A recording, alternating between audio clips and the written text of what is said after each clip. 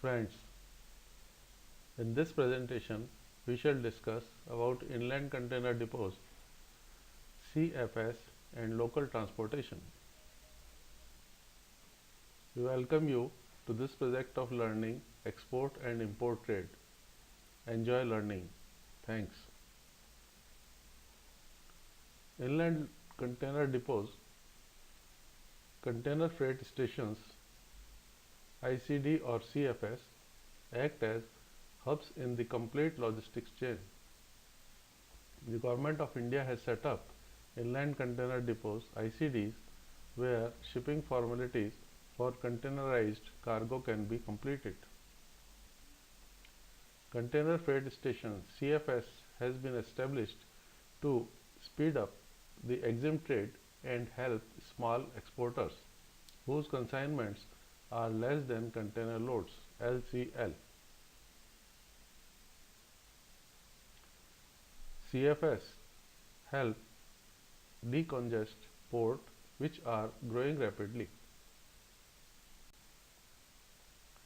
The development of warehouses, inland container depots, container freight stations, free trade warehousing zones FTWZ and logistics parks LP have grown in India, and these are central components of the supply chain network.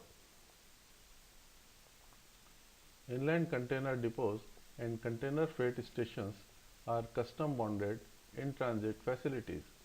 The only difference being that container freight station is located near the port, while the inland container depot is located in the hinterland.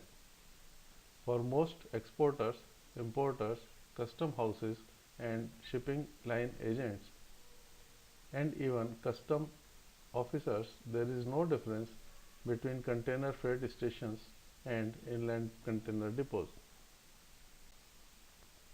In ICD or CFS, the imported goods or export goods are ordinarily kept before clearance by the customs.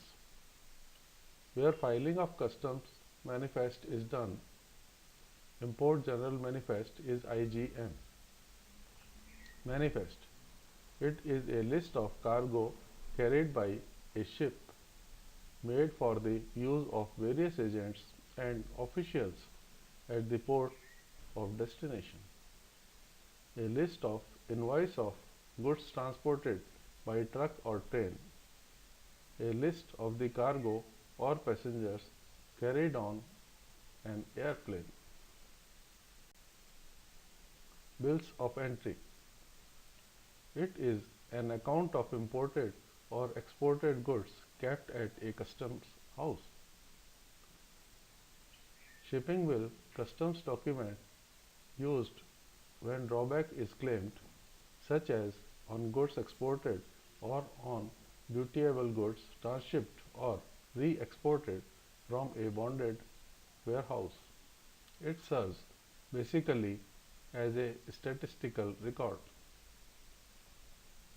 Assessment at all the activities related to the clearance of the goods for home consumption, warehousing, temporary admissions, re-export, temporary storage for onward transit and outward export, transshipment take place. CFS and ICD mean the same thing for many. However, they do not mean the same facility, says the Central Board of Excise and Customs CBEC.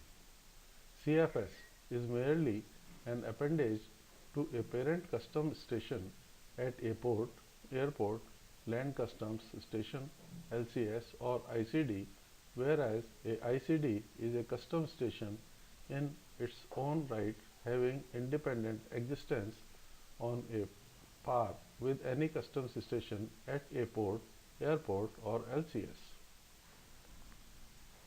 A CFS is an extension of port, airport, LCS, ICD customs station set up with the main objective of decongesting the ports, where only a part of the customs process Mainly, the examination of the goods is normally carried out by customs.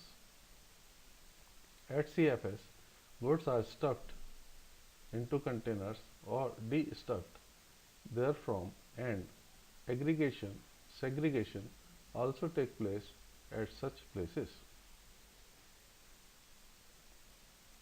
Customs function relating to processing of manifest, import or export declaration that are filed by the carrier or importer or exporter, and assessment of a bill of entry or shipping bill are performed in the customs house or customs office that exercises jurisdiction over the parent port, airport, ICD, LCS to which the said CFS is attached. In the case of customs stations where automated processing of documents has been introduced, terminals have been provided as such CFSs for recording the result of examination, etc. In some CFSs, the extension of service centers have also been made available for filing the documents, amendments, etc. However, the assessment of the documents is carried out centrally. On the other hand, an ICD would have an automated system of its own with a separate station code such as INTKD6, INSNF6, etc. allotted by the Director General of Systems and with the inbuilt capacity to not only enter examination reports but also to enable assessment of documents, processing of manifest, amendments, etc., says the CBEC. So, a commissioner can approve a standalone ICD but not approve standalone CFS. So, for an importer or exporter, CHA or shipping line, how does the matter whether a place is designated as a CFS or ICD? Essentially, movements of goods from a port, airport or LCS to an ICD shall be in the nature of movement from one custom station to another custom station and will be covered by goods imported. Condition of Transshipment Regulations 1995. In contrast, movement of goods from a customs station at port, airport, LCS, ICD to a CFS would be akin to local movement from a custom area of a customs station to another custom area of the same station, and such movement is covered by local procedure evolved by the Commissioner of Customs and covered by bonds or bank guarantee, etc.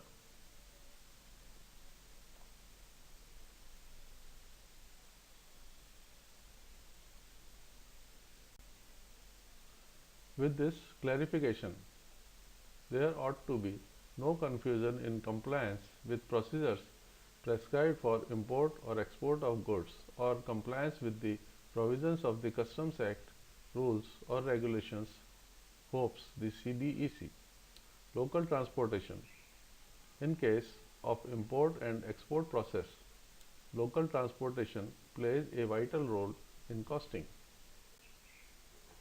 While placing the order for import or accepting the order for export, we have to carefully plan whether we will take container to works or warehouse, how we shall take the cargo to ICD or CFS, what is the cost involved in stuffing or de-stuffing at warehouse, what is the type of cargo, if it is wise to reduce 2 times handling by bringing container to the works or warehouse, what facility and cost of crane, forklift or labor is involved. If the cargo is of fragile nature, it is better to stuff or de-stuff under the supervision of your own staff. Sometimes the cargo is collected from different vendors and consolidated at one place. There may be process of palletization or fumigation involved. If you have permission from customs to stuff at works, the customs clearance will be done at works and bottle seal is placed. We decide whether transport by road or by train is more economic in view of the time involved. Thanks.